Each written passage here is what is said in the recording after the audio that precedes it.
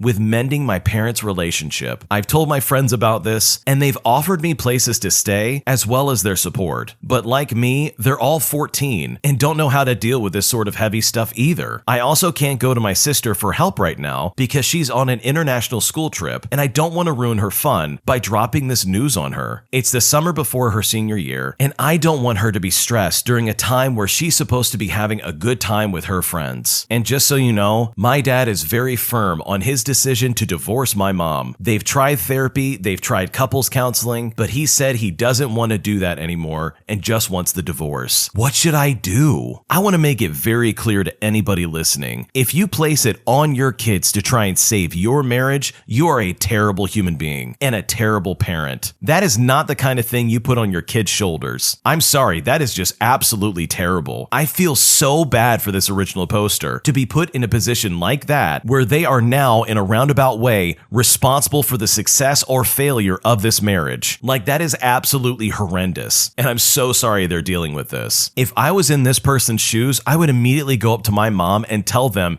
this is really uncomfortable for me. There's nothing I can do about it, and I'm really sorry that the marriage fell apart, but this is not on me, this is on you. Then again, saying this to your parent at 14 years old is really, really hard, and I don't expect it to go that way, but I would definitely express my feelings of discomfort and sadness that my mom is placing this kind of pressure on me. This is such a sad situation, and I genuinely wish the original poster the absolute best in trying to navigate this, because this is just not fair. And it's not fair for your mom to put you in this kind of position with this kind of pressure, all because she can't handle this relationship herself, which, by the way, is not your responsibility. An entitled Karen tries to get me fired when I won't accept her coupon that is for another store. So I've been working at a Subway near my house for a couple of months, and I was making myself a mid-shift lunch when a woman came up to the counter to order her sandwich, and so I put aside my food and helped her first, as I'm supposed to do. After she ordered her sandwiches, I got them all wrapped and rung up, and I told her the total, and she gave me a coupon for a buy one get one free, and normally I would be okay with it, but it was for a Jimmy John's and not a Subway. When I told her that she couldn't use it here and that she would have to pay the full price for the sandwiches, she told me it was okay and that she would know because she worked at a Subway when she was my age. I told her that I was working there now and that it wasn't okay now because it's an entirely different chain of stores. We don't take those coupons. After a couple of minutes of back and forth of pretty much the same thing, she said that she'd like to talk to the manager as they were friends. At this point, I didn't argue because it would hopefully make her go away, and so I called my manager and put my phone on speaker. The conversation went as follows. The manager answered, I explained to the manager that a customer wants to talk to them, and this customer immediately says, "Your employee is refusing to accept my coupon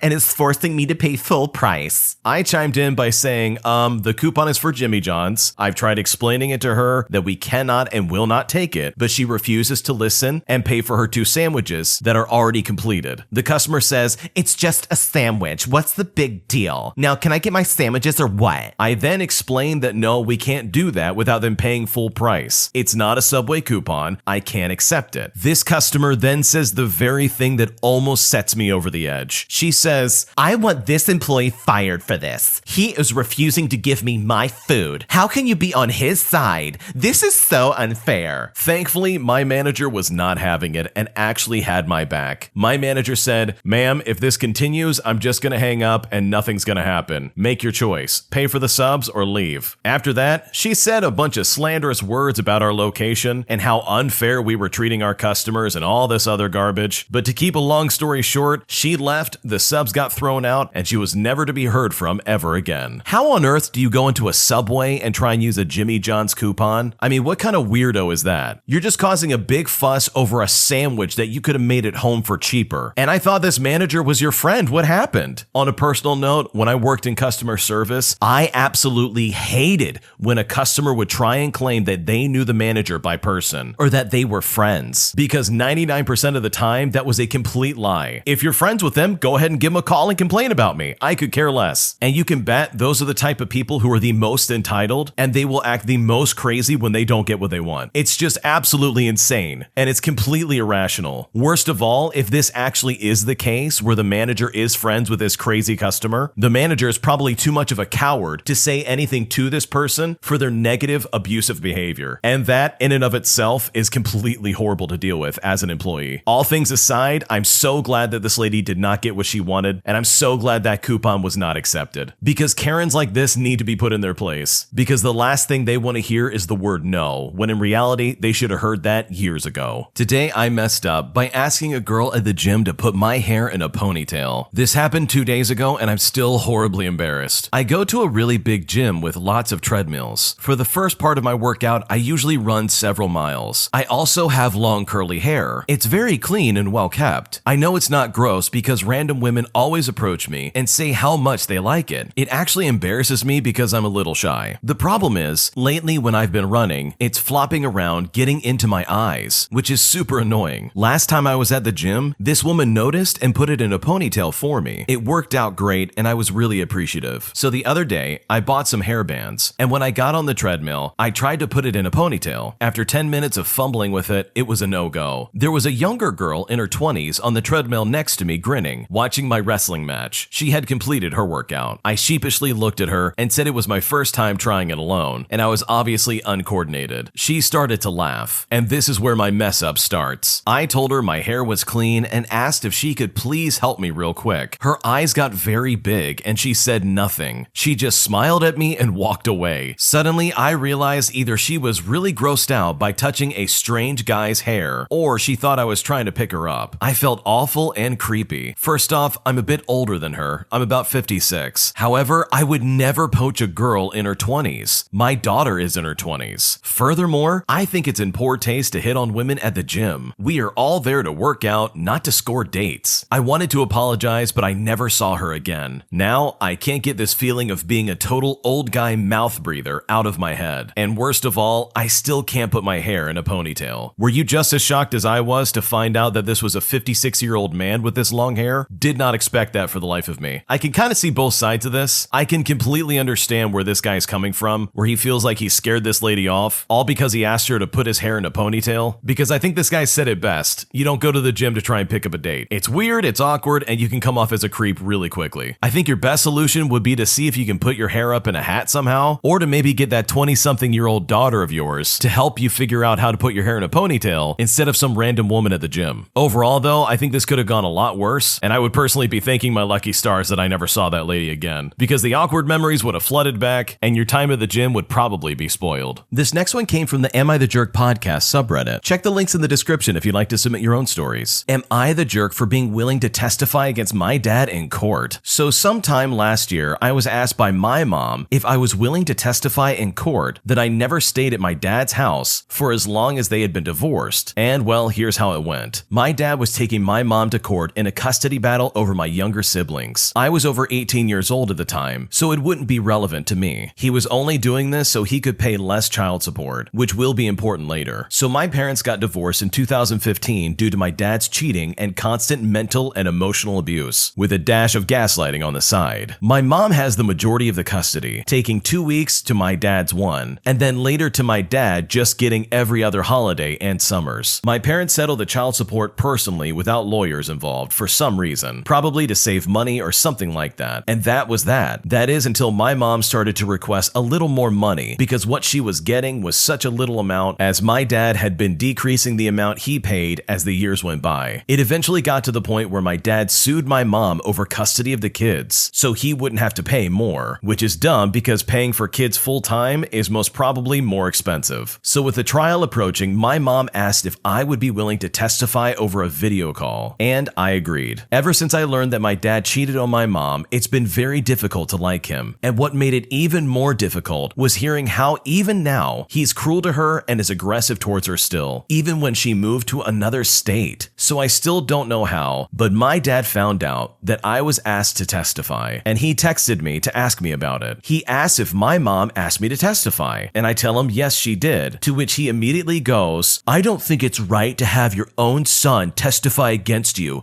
do you?" To which I tell him that it isn't a matter of right or wrong. He claims it is wrong and asks why I would do it. I just tell him I'm not going to have a debate about it. He then goes on a rant about how he deserves to know why his own son would do it, to which I tell him this is the exact reason why I didn't want to tell him. His reaction to knowing would be aggressive. He then tells me to be a man, tell him straight up, and that he can take it. I just tell him I'm not doing it because I hate him and that he is just overthinking it. I then ask why he's bringing masculinity into it, to which he denies having done, saying it's just a saying. The conversation goes like that for a little longer until he says, "I forgive you for whatever you do, always love you," to which I respond, okay, and then I stop texting him. A few days later, the trial comes about, and I am not asked to take the stand, virtually that is, and the court rules in my mom's favor, ordering my dad to pay the legal amount of child support, which turns out he was paying far less than he should have been. So the entire time he was trying to get out of paying child support, he also ended up paying a bit more than he would have otherwise. Plus,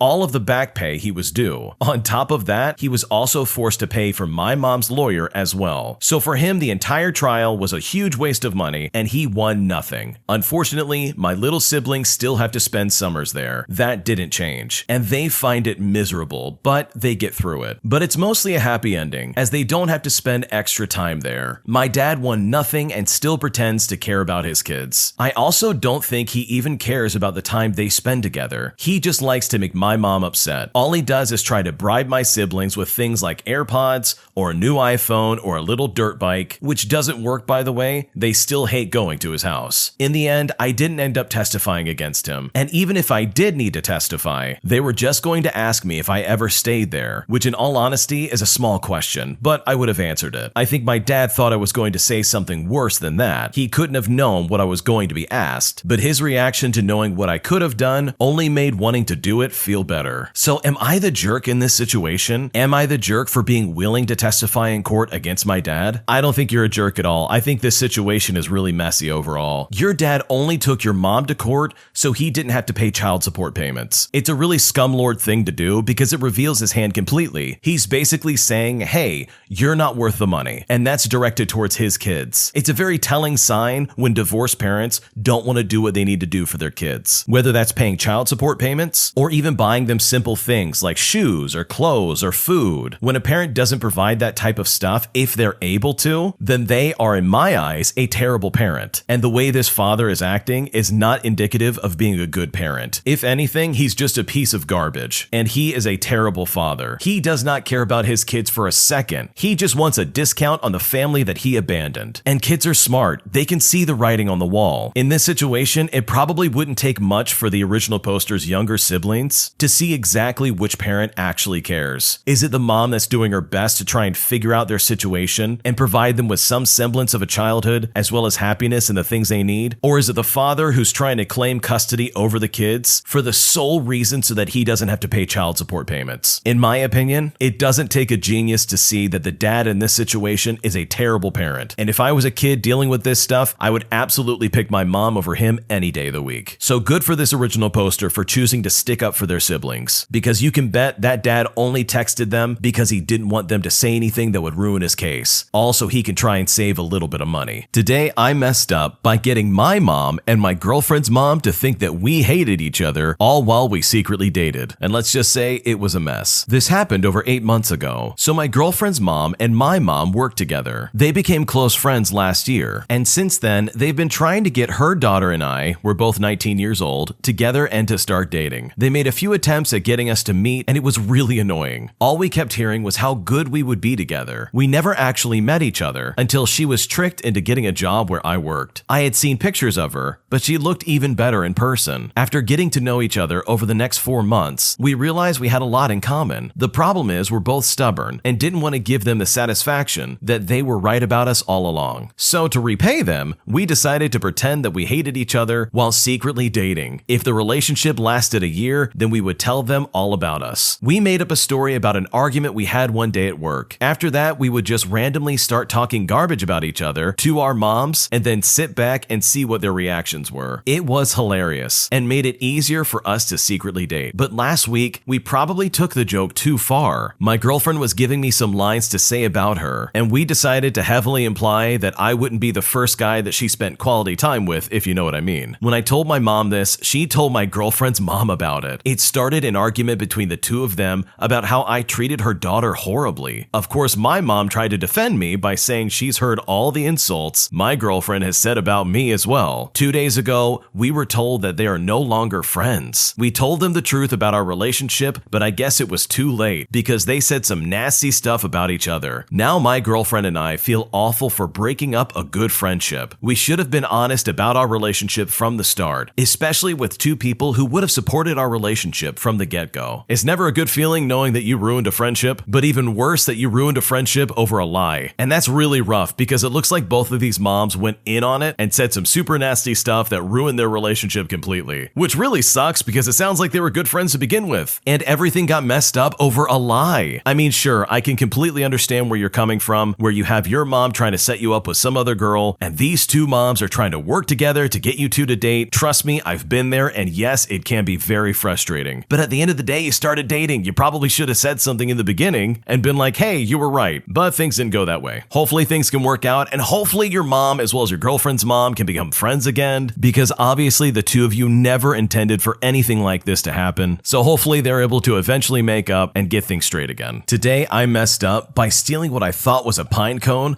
only to find out that it was a shark egg from an aquarium. Here's what happened. When I was really young as a child of 10 in primary school, a fun activity we used to indulge in was having a group of kids with designated locations on the playground called pine cone bases, where we would collect as many pine cones as possible and stash them there at the location of choice. There were pine trees completely circling around the oval, so during the autumn, the ground would become littered with them. We'd all collect as many as possible. When the season for pine cones passed, stealing pine cones from other bases and bringing them to your own was permitted, but you had to give it back if you were tagged. Most leaders would build diplomatic relationships with others, so there would be some semblance of peace. This did not always last, and war would break out between the groups. My base was strategically picked, where two fences met near sandwiched together, between the neighboring house and the school itself. The pine cones would slip right down between the two fences and would be secure from any thief from other groups. So naturally, we reached the top. The base with the most pine cones was considered the pinnacle of all bases, and its people were among the most elite. Hotels and holiday houses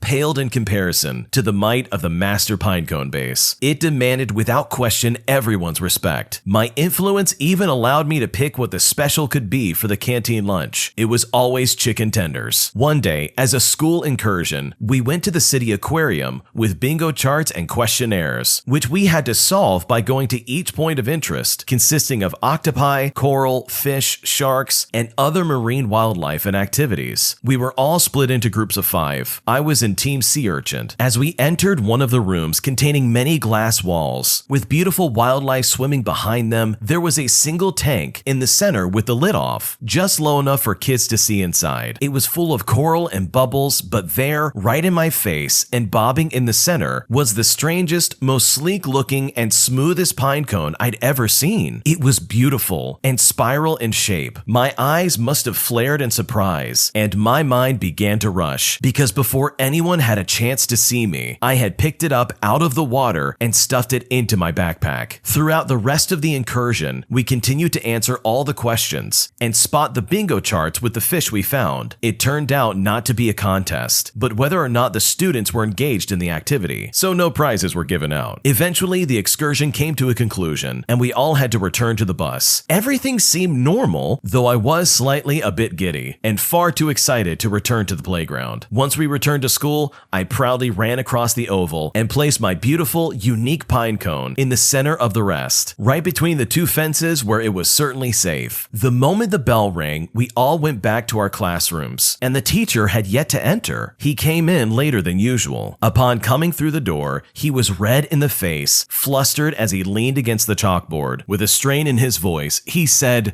"Does anyone know anything about a missing shark egg from the aquarium today?" Me being me at the time, I pretending nothing of it happened, though eventually my beautiful centerpiece went missing. What a crazy story, because I can 100% see a kid doing this. They go to an aquarium, they see something cool, nobody's looking, I'm gonna take it. I'm pretty sure that shark egg probably did not survive the trip, so I'm not sure if it was like an exhibit or something, but I really hope that wasn't a live shark inside that egg waiting to be born. Overall, this story is really funny, and it makes me want to collect pine cones just a little bit more. My entitled sister-in-law ruins a family visit. I was dreading my recent visit to my parents' house because my entitled brother and my entitled sister-in-law overrun the house with all their stuff and expect anyone who's around to watch their kids. Unfortunately though, this is nothing new. My sister-in-law was in week 3 or 4 of a cold, so she took frequent naps and just left her 4 and 7-year-old girls to do whatever they wanted, assuming that somebody was going to watch them. The kids got up super early, around 6 or 7 in the morning. Meanwhile, my sister-in-law and my brother sleep in until 9 o'clock. Then she goes downstairs to nap from 12 to 3. Then my entitled brother just tells me to watch the kids, not even asking me. He was supposed to be helping my dad and my husband with a chore, so he was excused. I asked where their mother was and was told that she was napping. Even better, we all had to be quiet while she slept. So I'm now responsible for watching her kids, but also I have to make sure that they are perfectly quiet while they scream about where mommy is. Another fun thing is our daughter is a teenager, and the little girls run her ragged and don't respect her privacy in the slightest, especially when she's trying to sleep or even use the bathroom. If those spoiled children are awake, they're screaming for her. Also, my entitled sister refuses to let the kids have any devices, so they have to be entertained 24/7. They are allowed to watch Disney, but my dad used their account on his television, and my sister-in-law refused to tell my dad her password and insisted that he let her put it in. He's 80 years old. It's not like he's gonna steal her password to her Disney account. On the 4th, we set off some fireworks, and I was filming and playing some fireworks music on my phone. My sister-in-law tells me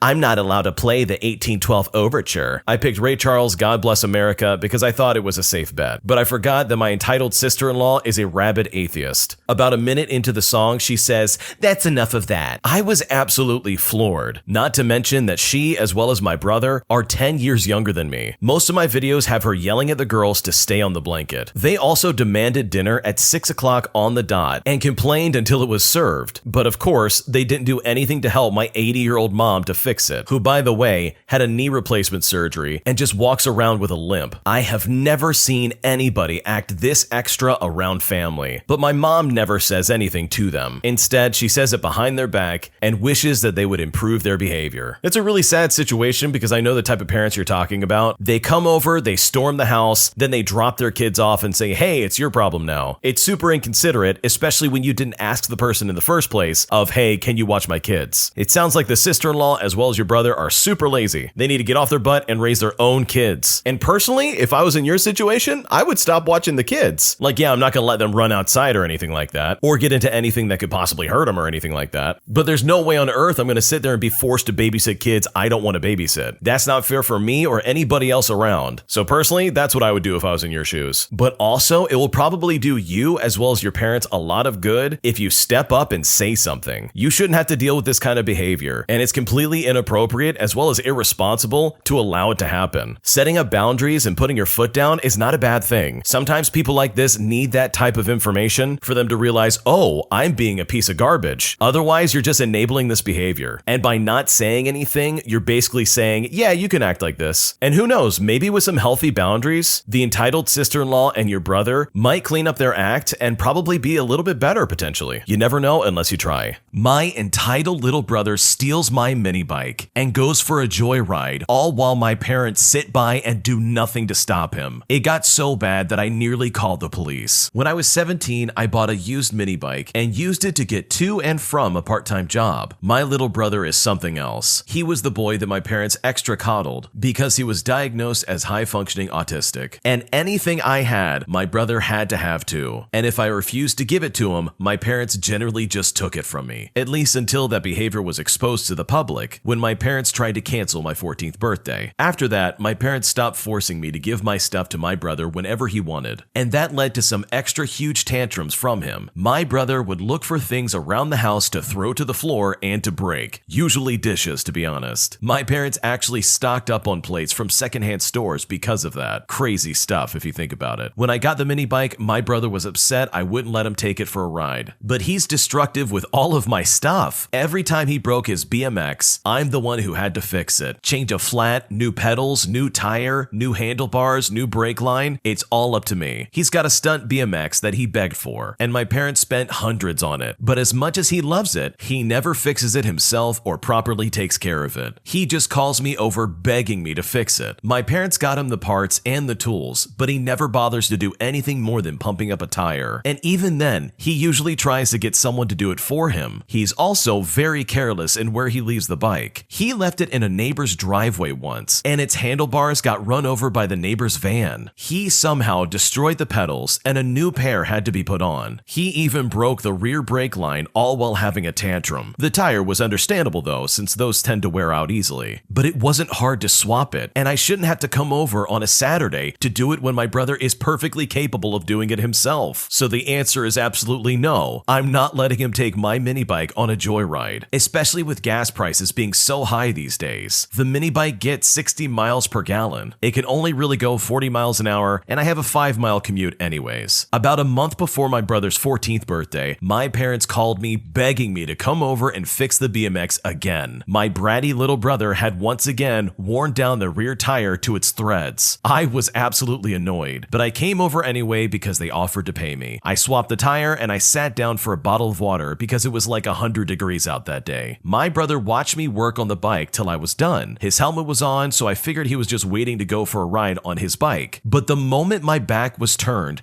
I heard my mini bike start up outside and then take off. My little brother took off like a rocket down the street before I could get out of the garage and try and stop him. I freaked out, but my parents tried to play it off. Though when I didn't placate them, they said they'd get my mini bike back right away. But for them, that was more like just waiting till my brother came back with it. I was annoyed and I kind of wanted to call the police, but I'm not sure if they'd call it a domestic issue or not. My brother finally came back an hour later. He'd somehow not crash, which is honestly just a miracle. But the moment he saw me, he took off again. He drove the bike till it ran out of gas, and my parents had to go get him. To say I was furious was an understatement, but my parents basically rolled their eyes, handed me $40, and claimed it wouldn't happen again. I said it better not or I'm gonna call the police next time. I wasn't sure if it would help, but they definitely took my warning to heart. I had to push my mini bike to the nearest gas station to fill up before I could even go home. Before I left, I told my parents that if my brother wants a mini bike so bad, then they should get him one themselves. But then they pulled a 180 and said he wasn't ready to have one because it's a big responsibility and that it was too dangerous because it's practically a motorcycle. I mean, really? They just let him steal mine for 2 hours to go joyriding to God knows where, and they don't want him to get one themselves? Whatever. I'm honestly used to their hypocrisy by this point. The last time I went to my parents' house, my brother was massively grounded and in his room. But just to be sure, I pulled the spark plug wire off my bike before I entered the house. My brother was glaring at me from his window when I left. I just gave him a goofy wave and drove off. What a crazy story. The fact that the parents just let this happen and allowed this stupid little brother to go joyriding on a mini bike is crazy. If you're not familiar with driving on a mini bike, let me tell you, they can go fast and they can go fast very quick. So if you're not ready, you could fall and really hurt yourself. So it's a miracle that this bratty 14-year-old didn't bust his head open or something. And the fact that his parents did absolutely nothing to stop this from happening speaks volumes to the type of parents they are. They would much rather try to coddle this annoying, entitled little brat instead of trying to give back the property to their son, who is clearly not happy that it got stolen. So hopefully stuff like this doesn't happen again, and hopefully that kid can grow up and become a better person. Because stealing somebody's mini bike just to go on a joyride will only eventually lead to you getting arrested by the police. This next one came from the Am I the Jerk podcast subreddit. Check the links in the description if you'd like to submit your own stories. Am I the jerk for not shaking the other team's hand after they taunted us the entire game? This happened about a year ago. I used to play football in a community league. Towards the end of our season, we played this one team called the Cowboys. The Cowboys absolutely beat us down. I'm talking 48-0 kind of beat down. It was so bad that the toughest player on our team was crying at halftime. Saying we were humiliated was an understatement. After the game was over, we were supposed to line up in the middle of the field and shake hands. The Cowboys, though, had other plans. When we were all lined up,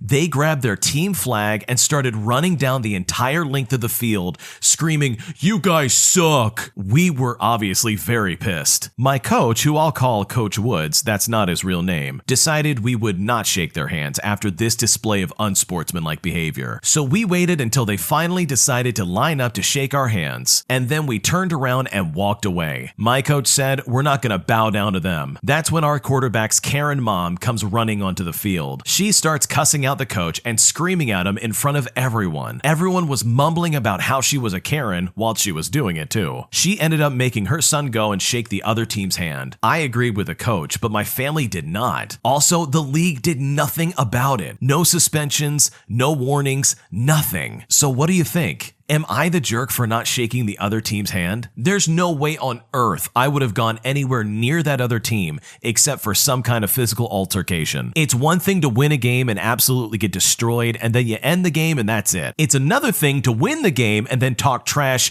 viciously to the other team that you just end up beating. That is a terrible look, and whoever's the coach on that team should 100% be fired. How on earth do you let your players do that and think it's okay to then line up and shake hands? I wouldn't want to shake their hands. I don't know of many people who would want to shake their hands. In my opinion, the Karen mom as well as your family are complete morons. They were not in that game. They did not get beat down 48-0. And they are also not the people who got trash talked by the enemy team. Like, that's just not fair. It's one thing to watch the sport. It's a whole nother thing to be in the sport. Like, if your team won a really close game, celebrate by all means. But beating a team 48-0 is hardly a reason to try and rub it in their face that you beat them. It's completely unwarranted. Like, clearly it's just an unbalanced team, and it wasn't even close. If it was a closer game, and there really was a back and forth, then trash talk, in my opinion, is completely warranted. But in this case, it's just petty, and it's just disgusting. It's also really disturbing that the league did nothing about it. Don't they have some kind of rules or regulations about player conduct? I don't know about you, but getting in the other team's face that you just destroyed, cussing them out, and saying these terrible things is in no way a good representation of your league, and it's not something I would want in any kind of league that I'm sponsoring. So overall, you didn't do anything wrong. I think the coach was smart about saying we're not going to shake hands with them, and I think that Karen mom as well as your parents are absolutely not getting it. Because at the end of the day, respect is a two-way street, and if you're expecting to get it from somebody, you better give it to them in the first place. An entitled Karen wants to return a reusable face mask, and after not getting her away, she threatens to call the cops. So this happened last year. I was working in this retail store, and we have a limited time to return items, which is just 1 week. But for reusable face masks, of course we don't accept returns, and we don't give refunds for that. It should be pretty obvious. This is clearly stated also before the purchase, and there's a sign outside so people don't have the excuse of saying they don't know our return policy. So one day, this lady comes and demands that we give her a new face mask because this one didn't fit. I told her that we don't accept return items that were used, and we will never accept a used face mask back to our store. She goes off and gets incredibly angry and starts interrupting me while I'm helping other clients. It was also during the weekend, so it was already pretty busy. Then she, of course, demanded to talk with the owner. Even though I'm one of the 3 employees, I was the one in charge because the owner wasn't there that day. So I guess I'm the manager. But that didn't help because this made her even more angry. After explaining to her why we can't accept the items, she attempts to call the police. Considering that I was just a minor working there part-time, I knew that instead of kicking out this Karen, the cops would ask why I'm working there. Because it's illegal to work until you're 18 where I'm at. I needed the job, so I just gave her a refund and then she left with her purchase. The owner eventually found out and they totally understood the situation and was really cool about me giving a refund. It wasn't a huge loss, it was just a face mask. Fortunately though, this Karen never came back to our store ever again. That situation really sucks, and I really don't think the cops would have brought up your age at all with this situation. If anything, they probably most definitely would have gotten on this Karen for wasting police time over something so ridiculous. And how would a cop know that you're a minor in the first place unless you say something. Like, in my opinion, you totally should not have let this Karen walk all over you. And I think you got super lucky here, to be completely honest. The owner easily could have fired you for letting that refund go through. And you may be thinking, it'll never happen to me, but trust me, it can and would happen to you. I think overall, it's honestly just really upsetting that people act like this, especially when it comes to items that you know you can't return. Like, who in their right mind is going to want that disgusting, gross face mask that Karen just used? Like, I know for a fact I wouldn't want to be anywhere near that, let alone try to resell that to another customer. That would be terrible. So the moral of the story, in my opinion, is don't let any Karen walk all over you like that. And if they're going to threaten to call the police, let the police show up. Let's see what happens. Because I can guarantee you that when a Karen calls the police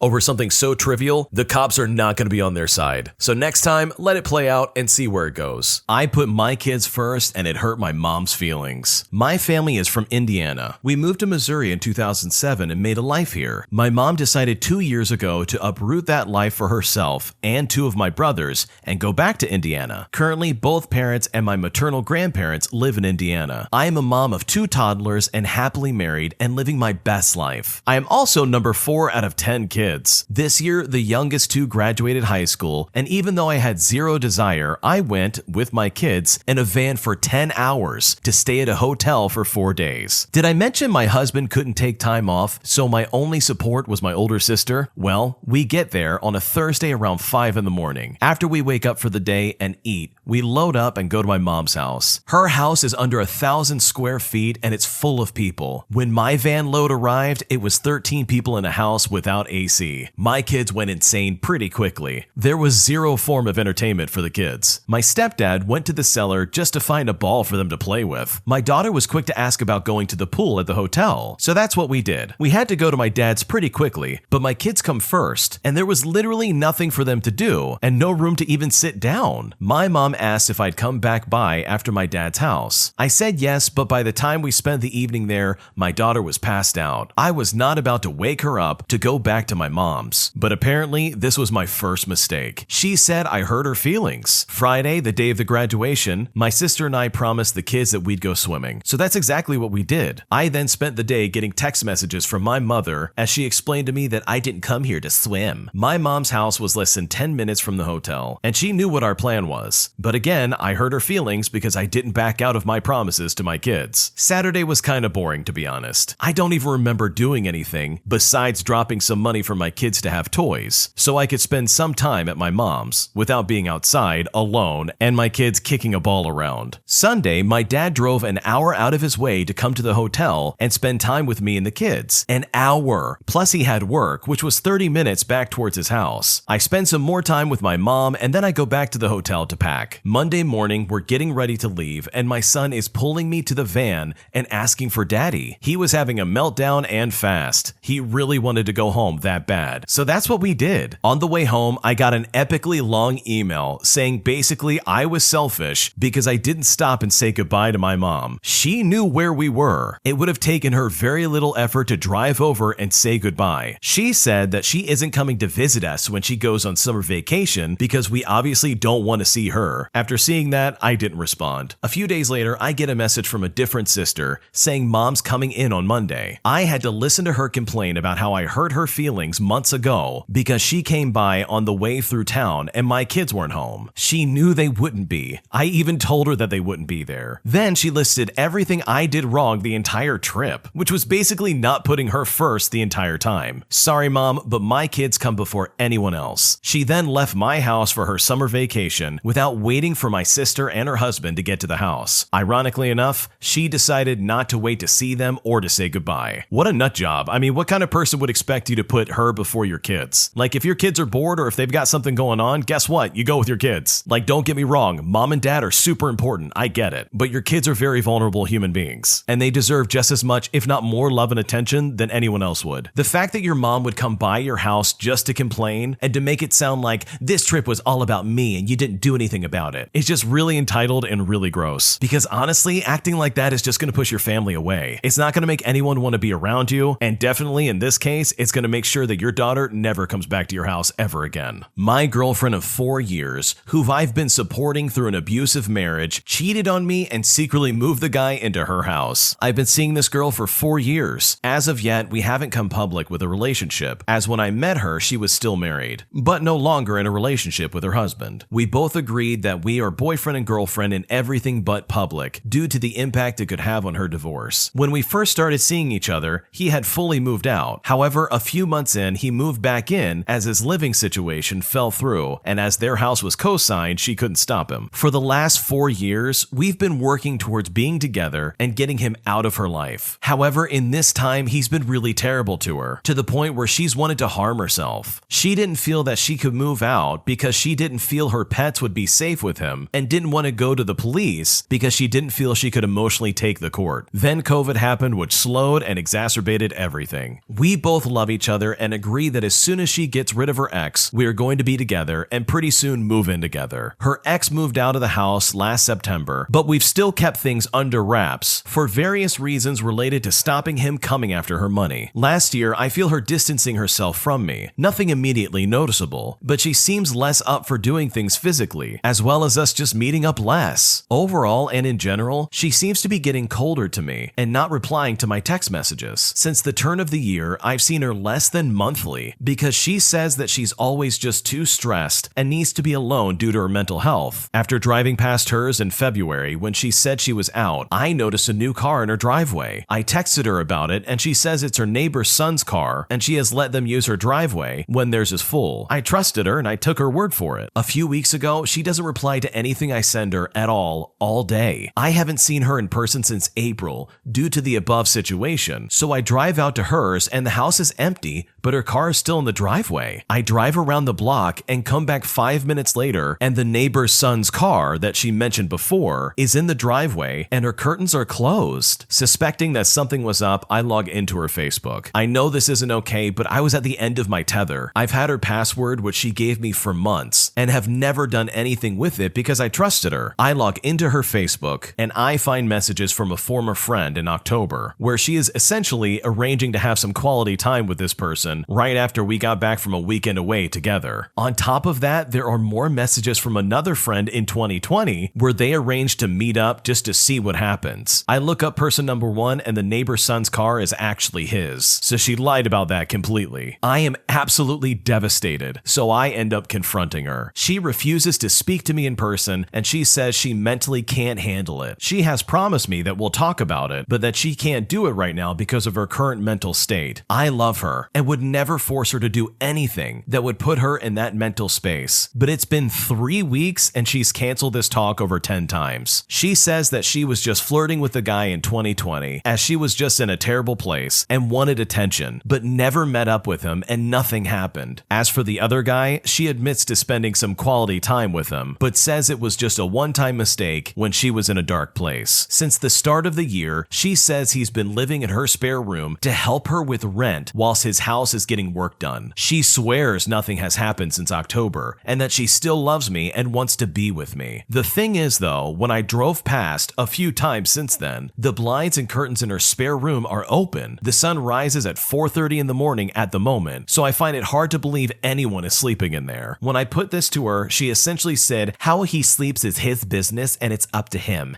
He's not sleeping in my room. I still love her and I want to trust her, but I don't see how I can at the moment. Am I being stupid? The loss of trust for her, as well as not getting any closure from being able to see her explain things face to face, is killing me. She swears nothing is going on and he hasn't slept in her bed at all and nothing has happened since that one mistake. I knew about him before and she's always said he's never the sort of person she would ever want to be with, and it was just a physical thing between them when she was single. I'm honestly at a loss for words and I'm just not sure where to take this. You need to wake up and move on, in my opinion. This lady is absolutely using you. She wants to have some man that she slept with in her own house while still having a relationship with you. She has clearly been lying to you for years. It's time to grow up and move on. You asked the question, am I being stupid? In my honest opinion, if you stay with this lady, yes, you're being very stupid. It is genuinely time to cut this parasite out of your life. You can do so much better than this. If I was in your shoes, there's no way I would ever want to be in a relationship with someone who blatantly lies to me, as well as entertains the idea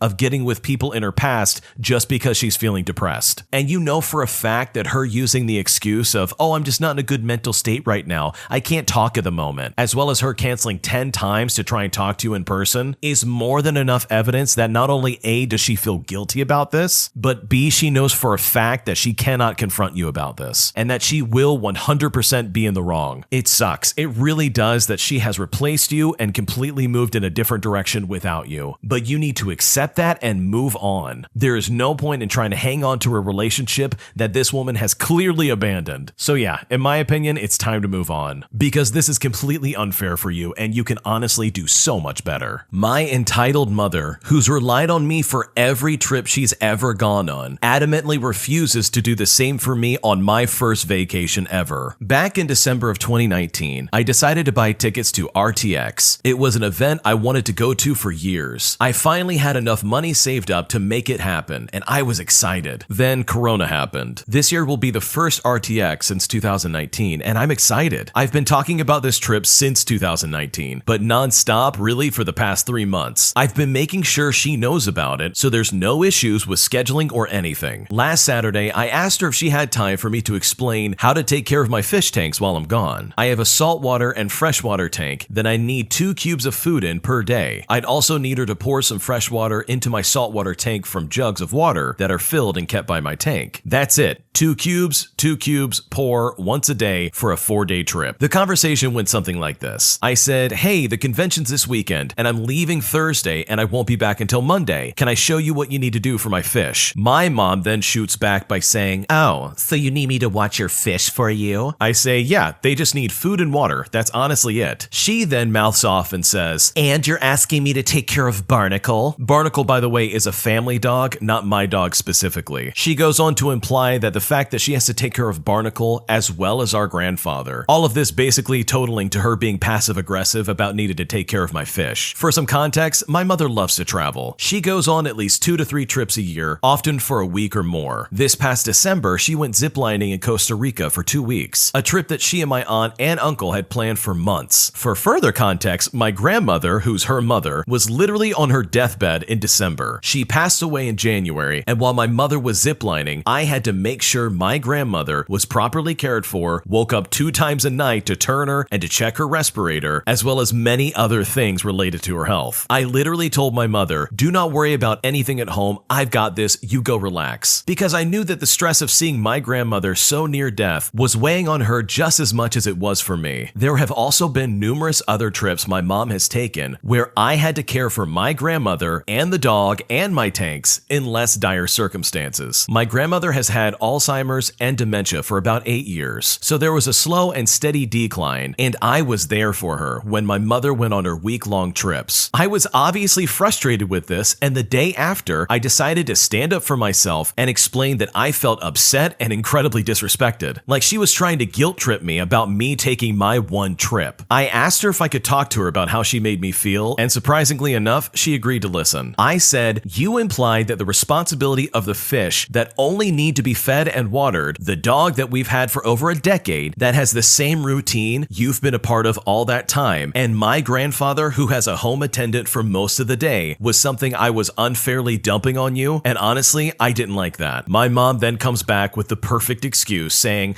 oh well, I work overtime every day and I'm tired and exhausted. And honestly, I just didn't want to do it. I don't want to have to take care of everything, but I have to because I have no choice. I'm allowed to be annoyed and upset. I was so frustrated, I just left the conversation at that. As angry and frustrated as I was, I didn't want to confront her on it because it was going to be a huge fight, and I'm not trying to have that a week before my convention. Today, I find out that she scheduled some renovations on her home upstate. They're scheduled to arrive this weekend, and worst of all, she scheduled these renovations yesterday. I don't even know what to say. She's going to be leaving the dog with my aunt, who's even less responsible than my mom is. My grandfather will be in the house alone after the home attendant leaves at 5 every day for the weekend, and my fish are basically screwed. I'm not the kind of person who hangs out at night or parties or anything like that. I never have been. But this weekend is literally the first time I'll be away from home by myself in my entire life. This weekend was planned back in 2019, but my mom respects me and my time so little that a week before the convention and days since a conversation where I explained to her that I'd need her help taking care of things at home, she scheduled renovations for the exact week I needed her. I'm so so angry right now that all I can do is cry. What do I do? Your mom sucks. I'm just gonna go ahead and say that. It's terrible that she is doing all this right before you finally have your own vacation. I mean, how selfish can someone possibly be? And it's not like you're asking a lot from your mom in the first place. These are very simple requests. It's not like groundbreaking stuff. Your mom is just super inconsiderate and super entitled. She even goes as far as to admit that I just don't want to do it. Yeah, well, people sometimes don't want to do things, but they do it anyways because they care for those around them. Like, that's just life. You got to do a lot of things that you don't want to do. And the icing on the cake is the fact that she's doing renovations the same week that you're going to be gone. I mean, that is just such garbage and it's so unfair. For the trip itself, I would maybe get a friend and give him a key to your house and say, hey, could you make sure my fish don't die over the weekend? I'm sure there's somebody that you know or some kind of friend or somebody that you can hire to say, hey, come over, take care of the fish because my mom sucks. Or you could even get that attendant who takes care of your grandfather, give them some extra cash and say, hey, could you take care of my fish? That way you can have some kind of peace of mind regarding your pets. Overall, this is a really terrible situation to be stuck in and I'm really sorry you're dealing with it, but hopefully you're able to enjoy RTX and have a good time and at least make some kind of good memories. Also, by the way, if you haven't thought about it already, now's a pretty good time to start looking at moving out because living in that kind of environment is not fair for you or anybody else. And I honestly can't think of a better wake-up call for this mom than to dump literally all of this responsibility on her just to see how she feels when she's asking for help. And then when that day comes, you can conveniently say, you know what? I just don't want to do it. This next one came from the Am I the Jerk podcast subreddit. Check the links in the description if you'd like to submit your own story. Am I the jerk for finally telling the truth about my cheating wife after she lied to me for years and forced me to raise a kid that wasn't even mine? I work 2 jobs with long hours, which sucks, but I do it to provide for my wife and daughter. It is wearing me out, but when I see my daughter smile, it brightens my day and makes it all worth it in the end. But let me back up a little bit and give some backstory. I was born into foster care since I was abandoned at a church shortly after I was born. I wouldn't find out who my parents were until much later in life, but it wouldn't really mean anything, and it actually hurt me worse when I found out just how terrible they were. So I was born into 2 different foster care houses, which luckily for me were not nearly as bad as some of the places that I've heard of from other people who were put in the same scenario, and honestly, I thank God for that. My biggest dream was to have a family of my own to make up for the lack of one I ever got, and when I was 24, I met and then married my current wife after she got pregnant. I wanted to be responsible, so I did the right thing and proposed so as to take care of her and the baby. I was going to college at the time, but due to the need for money as well as a tight budget, I had to leave and find work fast. Luckily, I have friends who were able to get me a good paying job, but while it paid the bills, I would still need more to provide for the baby, so I took another job as well just so I could start saving up, and I've worked at both of these jobs for several years. Just to give you an idea, I work as security in the morning and as a chef at a dinner-only restaurant at night. So my life for the past 8 or so years has been basically me going to work early in the morning, coming home to hold my daughter, play with her for just a little bit to let her know that daddy still loves her. I would then take a little bit of a nap until I needed to go into my second job. I was the only one working since my wife insisted that she be a stay-at-home mom, which was fine with me since someone was at home to watch our daughter when she came home from school. A bit more than 2 weeks ago, I found out my wife has been cheating on me, and what I would come to learn later is that this has been going on for years. I came home early from my morning job due to the building being shut down so that the security system could be upgraded. So I went home in a good mood and thought to play with my daughter for a bit and then take a nap for my night job, just so I can actually get enough sleep for once. When I got home, I noticed a strange car in the driveway. I had never seen it before, so I honestly had no idea who it belonged to. I was worried since this is so strange, so I quietly enter my house with a tire iron just in case it was a home robbery or something along those lines so I can at least defend myself. But that wasn't the case. In fact, it was much, much worse. I heard noises that were not very appropriate coming from the direction of my wife and I's bedroom, and after a little bit of secretive investigation, I found out the worst, that yes, my wife was indeed cheating on me in our own bedroom. The revelation of this stunned me to the point that I felt my heart stop. Time slowed down and I couldn't move as I just stood there and watched everything happen. My wife then says to this man that, oh, it's fine, my husband will never know, and he'll just take care of the kid if I get pregnant again. Those words flipped my world around. I left my house just as quietly as I had entered it, and I drove off. I drove to a hilltop view of the city, which is one of the places I would go when I was younger as to give myself some peace of mind, and once I got up there, I broke down into tears. The wife I loved, the one I sacrificed so much for, had been cheating on me, and according to what I was hearing, my own daughter daughter might not even be mine. So I got a DNA kit in secret, and I got a DNA kit for my daughter as well, without my wife knowing, and sent it in for the results. I prayed for the first time in years that my fears were wrong, that maybe I had just misheard her implications out of shock or rage. So I waited until the test results came in, and unfortunately, they proved I was not the father of our child. I remember staying home that day and waiting for her to come home as well. When she did, she saw me sitting at the table and sat down across from me. She asked what was wrong and said nothing as I slid the papers across the table that proved our daughter was not mine. Her face went white as she saw them. All I could ask her at that moment was, why? That was the only thing I could manage to say. The rage within me was indescribable at this point. She tried to make up some lie, some excuse in her head, but in the end, she told me straight out, "It's because you've never been there for me. You did this to me.